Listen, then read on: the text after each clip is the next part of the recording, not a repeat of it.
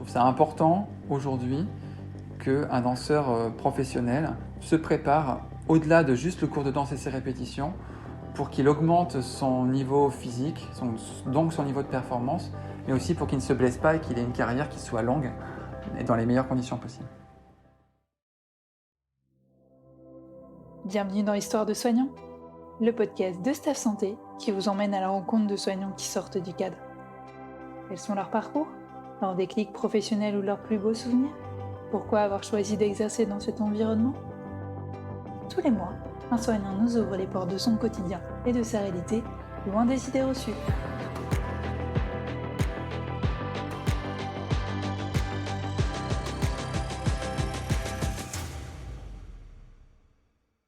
Dans cet épisode, nous partons à la rencontre de Nicolas, kinésithérapeute et ostéopathe à Paris. Nicolas est un passionné qui partage son activité entre son cabinet libéral dans le 10e, le pôle France de gymnastique et l'Opéra de Paris. Nicolas nous raconte son quotidien, taillé sur mesure, et notamment son accompagnement des danseurs et danseuses de l'Opéra de Paris.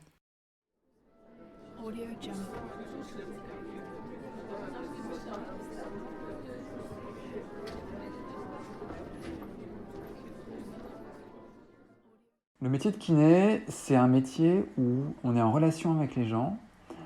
C'est un métier d'accompagnement où on aide des gens qui sont dans une situation A à s'en sortir et pour arriver à une situation B qui est, on espère, la guérison. C'est en tout cas comme ça que je le pratique puisque je fais beaucoup de kiné du sport, donc je me retrouve souvent avec des gens qui sont blessés, qu'on doit rééduquer suite à leurs blessures et ensuite leur redonner une fonction la plus complète possible. Alors ça peut être juste la marche pour des personnes qui ne sont pas sportives ou une activité normale, jusqu'à des compétences athlétiques beaucoup plus importantes comme pour des gymnastes ou des danseurs de haut niveau. Après, il y a des pans de la kiné où, en neurologie par exemple, où les patients vont avoir des pathologies qui vont être dégénératives. Et donc dans ce cas-là, on essaie d'accompagner au mieux les patients dans ce chemin, même si on sait qu'à terme, la dégénérescence neuro va être là et va faire que on ne sera pas mieux à la fin qu'au début et parfois on peut aller jusqu'au décès du patient. Mais voilà, c'est un travail un peu différent. Moi, je fais vraiment plutôt de la traumatologie du sport et de la rhumatologie. Je ne sais pas si c'était une vocation, ce métier, mais quand j'étais adolescent, je pratiquais beaucoup de sport et c'est vrai que je suis arrivé au bac sans trop savoir ce que j'avais envie de faire après. Il y avait des amis de mes parents qui étaient médecins, alors je me suis dit pourquoi pas médecine pour faire médecine du sport, mais j'y suis allé sans trop de conviction. Alors j'ai beaucoup travaillé et j'ai loupé médecine à pas grand-chose, mais voilà, je ne l'ai pas eu. Je suis passé ensuite, j'avais la possibilité d'entrer directement en deuxième année de bio. Et c'est ce que j'ai fait. Et en fait, au bout de 3 jours, je me suis rendu compte que c'était absolument pas ça qui m'intéressait. Et j'avais une amie qui avait, elle, fait la passerelle pour la préparation des écoles de kiné, qui m'avait dit viens, c'est cool. Et donc, j'ai changé au dernier moment mon fusil d'épaule. Et en fait, ça s'est fait un peu comme ça, même si aujourd'hui, je vois un lien très logique entre mes passions d'adolescent et mon activité d'aujourd'hui. Je partage mon activité entre mon cabinet qui se situe à Paris dans le 10e, l'Opéra de Paris où j'ai une fonction de rééducateur et préparateur physique, où je suis tous les jours 3 heures, et l'INSEP où je travaille avec une partie de l'équipe de France de gymnastique 2 soirs par semaine. J'étais gymnaste de haut niveau, j'étais en équipe de France de 2003 à 2006. J'ai eu en même temps mon diplôme de kiné et ensuite quand j'ai arrêté le sport de haut niveau, j'ai passé un diplôme d'ostéopathe, un diplôme d'entraîneur en gymnastique et un DU de préparateur physique.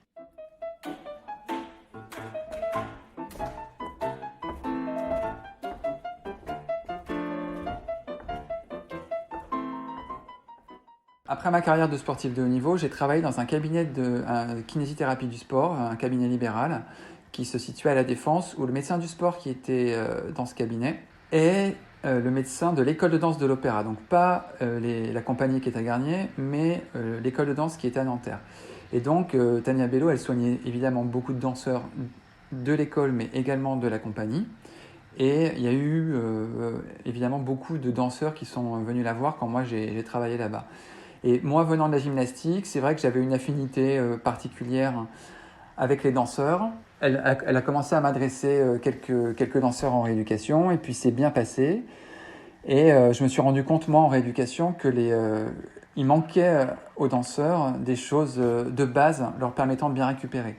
Je me rappelle d'une danseuse que j'ai soignée pour un problème de genou, et au moment où on a dû reprendre les sauts, je me suis rendu compte qu'il lui manquait du maintien au niveau du buste pour avoir un saut efficace. Et finalement, cette compétence qui, moi, me paraissait une compétence de base venant du milieu du sport, n'était pas là. Parce qu'en fait, elle avait juste arrêté de danser et sans faire aucun travail complémentaire pendant la rééducation de son genou avant que je la soigne. Elle avait perdu en fait beaucoup de force.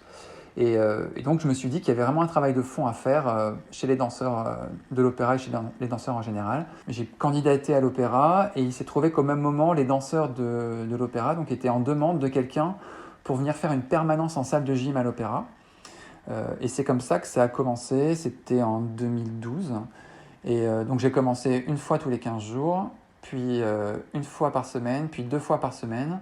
Et en 2015, quand Benjamin Millepied est arrivé et qu'il a décidé que la santé du danseur était quelque chose de primordial, il y a un médecin du sport qui est arrivé à ce moment-là, et moi je suis passé à une intervention quotidienne, donc 3 heures tous les jours. Voilà, ça s'est fait progressivement au départ, et là on a un vrai centre de santé qu'on est en train de développer donc depuis 2015 pour accompagner les danseurs. Avant, il y avait 2 kinés qui étaient là, qui faisaient des soins, mais qui faisaient que des soins parce qu'ils avaient beaucoup de travail et qu'il n'y avait pas de demande de la direction de faire autre chose. Donc depuis qu'on a mis en place ce système de santé, le but c'est vraiment de travailler, en plus des soins, sur la prévention.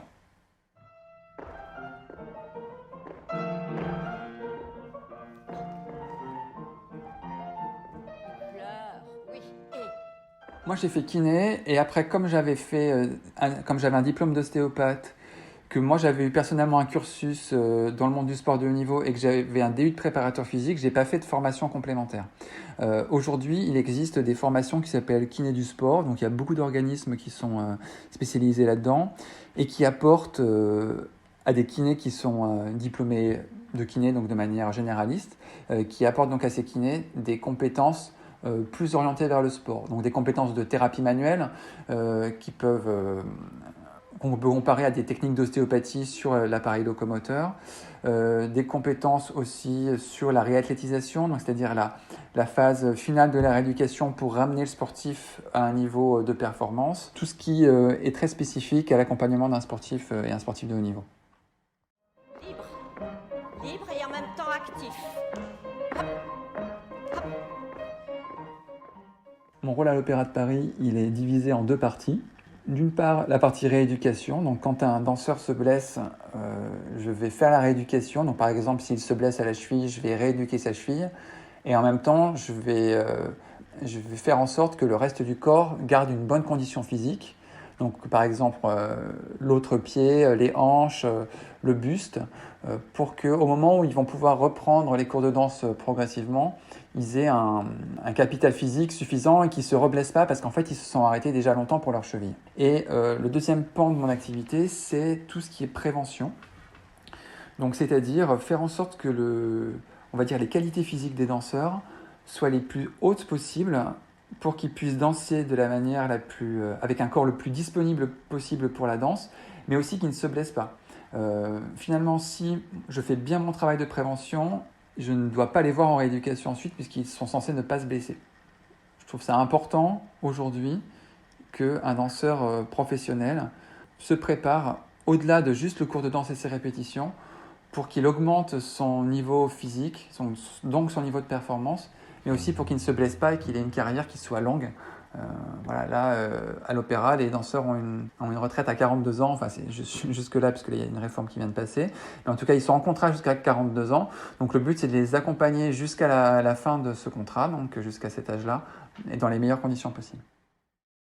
Quand il y a des jeunes danseurs qui arrivent dans la compagnie, j'essaye d'avoir une attitude avec eux différente de ceux qui sont là déjà depuis un moment, qui ont des habitudes ancrées et qui n'ont pas forcément envie d'être dérangés dans ce qu'ils font et dans ce qu'ils font assez bien d'ailleurs. Avec les jeunes qui entrent, j'essaye tout de suite de les mettre dans des bons rails de travail pour qu'ils aient des habitudes et que finalement, eux n'arrivent jamais à la blessure, parce qu'ils ont une préparation qui est complètement adaptée à ce dont la danse a besoin. Pour moi, c'est une grande satisfaction de les voir évoluer. Bon, d'une part grâce au travail que je fais, évidemment grâce à tous les cours de danse qu'ils prennent, aux répétitions, à leur présence sur scène, mais ce développement de la personne accompagné, même si c'est de manière assez, on va dire, plus ou moins éloignée, on va dire, c'est très intéressant de voir ces jeunes se développer. Ils arrivent dans la compagnie de manière voilà, un petit peu comme des poussins qui sont tombés du nid, et puis on voit des adultes progressivement se former, des tempéraments un peu plus s'affirmer, et ça c'est vraiment intéressant.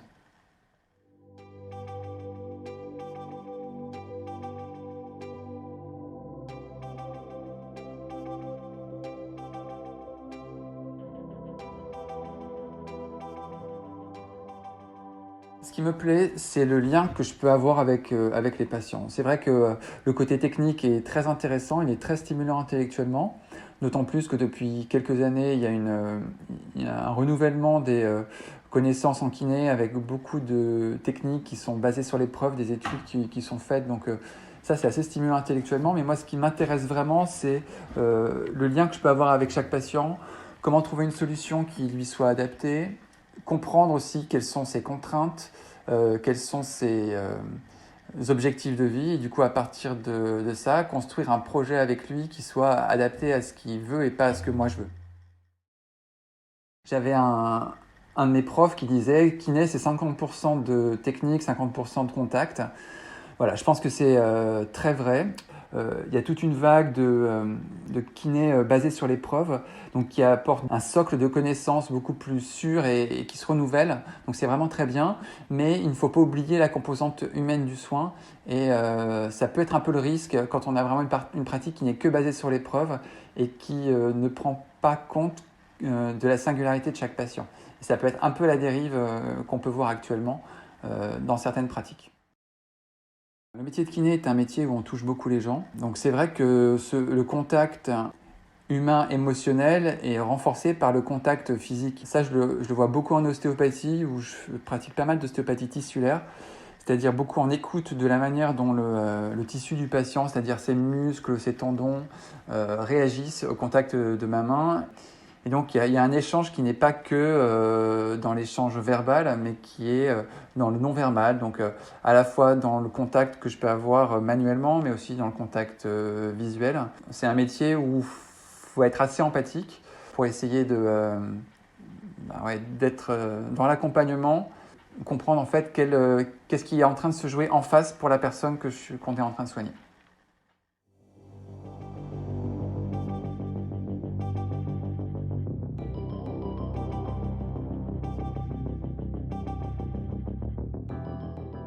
Quand un kiné est diplômé, il peut décider d'aller travailler soit à l'hôpital, soit en cabinet. Et en cabinet, il a plusieurs options, soit de faire des remplacements, soit de s'installer en assistanat dans un cabinet, ou alors d'ouvrir même un cabinet tout de suite.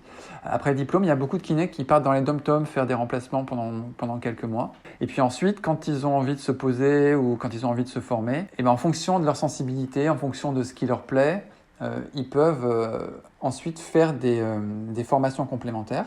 On est même très incité à se former. Et donc, les kinés peuvent ensuite soit faire, je sais pas, de la kiné du sport, de la kiné pédiatrique, donc avec les enfants, la kiné respiratoire, se spécialiser en neurologie, travailler plutôt dans des maisons de retraite. Il y a beaucoup de possibilités après le diplôme. Il y a une grosse évolution du métier de kiné là, depuis 5 à 10 ans.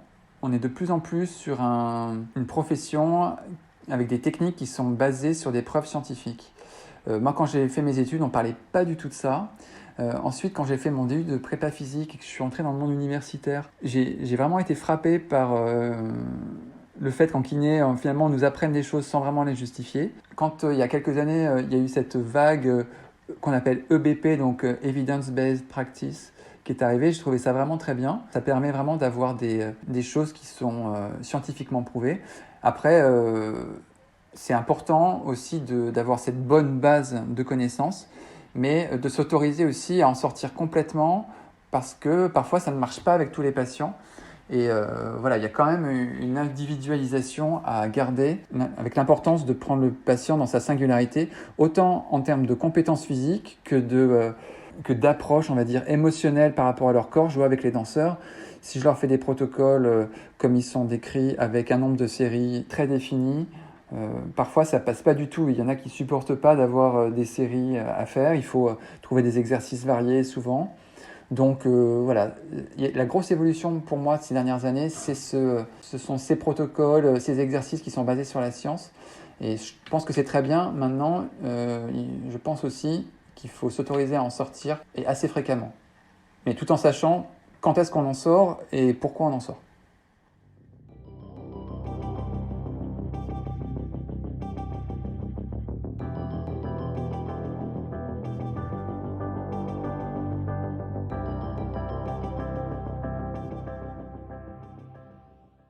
La différence entre un kiné et un ostéo, le kinésithérapeute, lui, va, dans le cadre d'une blessure, permettre au patient de récupérer cette blessure et de récupérer une bonne fonction corporelle. L'ostéopathe, lui, s'adresse plutôt à des douleurs qui ne sont pas associées à des pathologies. Ça veut dire que, par exemple, je vais avoir mal au genou, mais en fait, mon genou n'a pas de problème en lui-même. Il n'y a pas à la fois pas de manque de force musculaire, pas de manque de souplesse. En revanche, ma douleur de genou, peut-être qu'elle est due à un blocage de la cheville, à un problème au dos. Et donc l'ostéopathe va agir plus à distance que juste sur l'articulation ou la zone qui fait mal pour en fait rétablir une bonne posture et un bon fonctionnement global du corps. C'est faire que le corps ait une activité globale, on va dire, la plus économe possible parce qu'il n'y a pas de limitation et du coup il n'y a pas de compensation à d'autres endroits. Mais cette frontière entre les deux peut être un peu floue parce qu'il y a des techniques d'ostéo qui peuvent être utilisées en kiné. Moi, pendant mes séances d'ostéo, quand je repère qu'en fait le problème est un problème de kiné, ça peut m'arriver de donner 1 ou 2 exercices ou alors d'orienter vers un de mes collègues. Dans le milieu du sport en tout cas, ou de la danse, la frontière entre les deux, elle est très très fine. Quand on est ostéopathe, on peut recevoir les patients sans qu'ils soient passés par le médecin d'abord. Donc c'est à la fois valorisant, mais à la fois ça peut être dangereux. Quand on ne connaît pas assez les pathologies, ça m'est arrivé de recevoir en kiné des patients qui avaient vu des ostéos 4, 5, 6 fois pour des entorses de cheville, avec en fait des entorses qui récidivent, tout simplement parce qu'il n'y a pas eu de rééducation et que le problème, c'est pas un problème qui relève de l'ostéopathie, mais c'est un problème qui relève de la kiné. Pour les soins de kiné, en revanche, les soins de kiné doivent se faire sur prescription médicale. Moi, j'ai de très bons rapports avec beaucoup de médecins. Je travaille avec des chirurgiens avec qui je sais qu'il y a un échange qui est facile, des chirurgiens qui ont une approche très humaine du soin et qui vont être vraiment à l'écoute des patients, donc ça c'est important. À l'Opéra de Paris, je travaille avec un médecin du sport qui est extrêmement basé sur la prévention, pour qui c'est inenvisageable qu'un danseur qui se blesse soit en arrêt complet. Et donc c'est quelqu'un avec qui j'ai à la fois des échanges faciles, mais aussi extrêmement constructifs. Et c'est vraiment très plaisant de travailler dans ces conditions-là. Ensuite, je peux être amené aussi à travailler avec des podologues, soit pour des soins de pédicurie chez les danseurs et les danseuses, soit pour faire des semelles. Même si je préfère toujours faire une rééducation la plus complète possible, notamment au niveau du pied, avant que des semelles soient faites. Ensuite, j'ai évidemment des relations avec d'autres kinésithérapeutes qui ont d'autres spécialités, ou alors qui pratiquent des techniques que je connais mais que je ne maîtrise pas assez, et donc chez qui j'oriente certains de mes patients quand je suis un peu en échec thérapeutique. Et évidemment, j'ai d'autres contacts en ostéopathie, soit j'ai une de mes collègues avec qui je travaille, ou d'autres ostéos qui ont plusieurs autres sensibilités avec qui je travaille aussi quand, soit je suis en échec thérapeutique, soit j'ai pas de place et les patients ont besoin d'être vus plus rapidement. Et puis, il y a aussi d'autres techniques qui sont pas toutes reconnues, mais qui peuvent être efficaces et auxquelles parfois il faut faire appel pour aider les gens. Alors ça peut être de l'hypnose, ça peut être de l'EMDR, de l'acupuncture. Voilà, je pense que ce sont des techniques qui sont pas encore très développées et vers lesquelles il ne faut pas hésiter à se tourner quand on est en échec de traitement, on va dire, reconnu. Évidemment, je pense que les patients doivent d'abord suivre un parcours de soins bien étiqueté pour qu'ils soient bien encadrés par des gens qui sont professionnels par rapport aux pathologies qu'ils ont. Mais dans un second temps, il peut être intéressant de se tourner vers d'autres praticiens.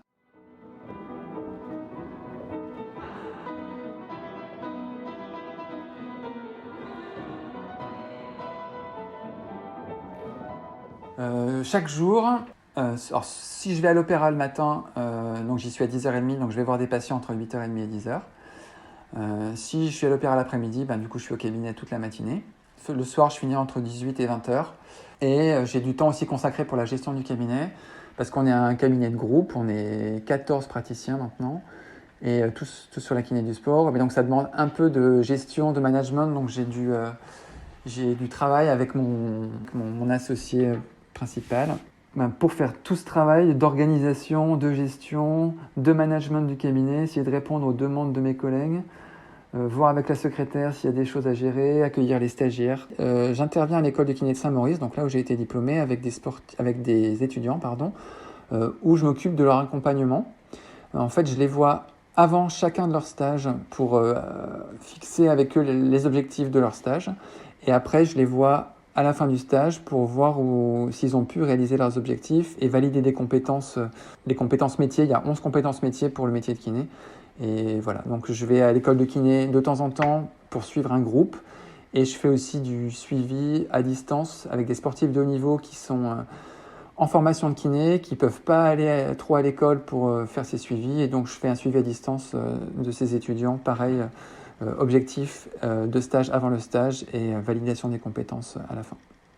Voilà, c'est très intéressant pour moi parce que je vois des professionnels se construire au fur et à mesure de leurs années d'études. Et puis l'objectif de ce suivi, c'est de voir avec eux ce qu'ils font très bien, puis ce qu'ils ont plus de mal à faire, et comment orienter, comment améliorer leur niveau de pratique pour qu'ils soient le plus confortables possible dans leur pratique étudiante et surtout ensuite dans leur pratique professionnelle. Je suis directeur de mémoire aussi. J'organise avec les étudiants des mémoires sur la danse. Donc en fait, on se sert du fait qu'ils ont un mémoire à produire pour faire des études par rapport aux danseurs de l'opéra. Donc par exemple, cette année, j'ai une étudiante qui étudie l'endurance du mollet chez le danseur, une autre qui étudie les ratios de force sur les muscles de la hanche pour voir s'il y a des déséquilibres entre les différents muscles. C'est intéressant parce que chacune a un sujet différent, chacune fait des recherches, et donc moi ça me met à jour de dernières nouveautés. C'est de ça. C'est de fierté là.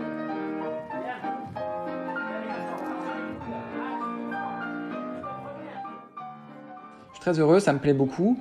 Ça me plaît beaucoup parce que je travaille avec des gens qui sont intéressants. Moi, la performance de haut niveau, travailler avec des gens qui sont experts, qui sont motivés, qui sont passionnés, ça me stimule beaucoup.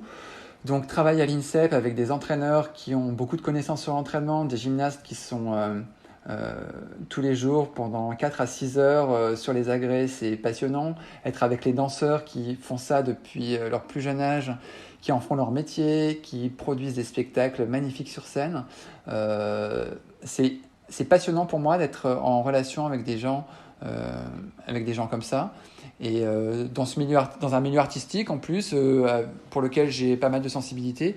Et c'est vrai que pour moi, c'est toujours très très plaisant de voir un danseur sur scène revenir après une blessure.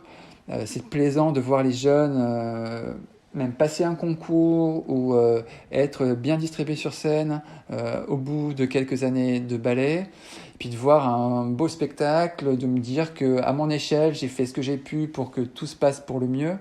Donc ça, c'est vraiment très intéressant et ça me plaît. Avant de se lancer dans quelque chose, faut avoir un petit peu une vision de ce que c'est. Donc faut questionner les gens et puis aller observer un peu parce que finalement, il y en a qui vont peut-être se rendre compte que c'est pas du tout... l'accompagnement des gens, c'est quelque chose qui est trop lourd pour eux, quelque chose dont ils n'ont pas envie. Ils préfèrent être dans leur coin ou derrière leur ordinateur et c'est tout à fait entendable. Mais par contre, c'est pas entendable pour un kiné. On est quand même dans un métier de lien humain et si on n'a pas cette fibre-là, c'est un peu compliqué quand même. Alors si des gens souhaitent faire le métier de kiné, ce que je pourrais leur conseiller, c'est déjà d'aller peut-être passer une demi-journée dans un cabinet ou dans 2-3 cabinets pour voir les différentes pratiques. Parce que l'idée qu'ils peuvent avoir de la kiné, ça peut être à travers une expérience personnelle d'une blessure et donc du soin qu'un kiné a pu lui apporter. Mais donc c'est un peu biaisé parce qu'émotionnellement, ils étaient dans une situation où ils avaient besoin d'être accompagnés. Donc je pense que c'est bien d'aller passer un peu de temps dans un cabinet pour faire ça.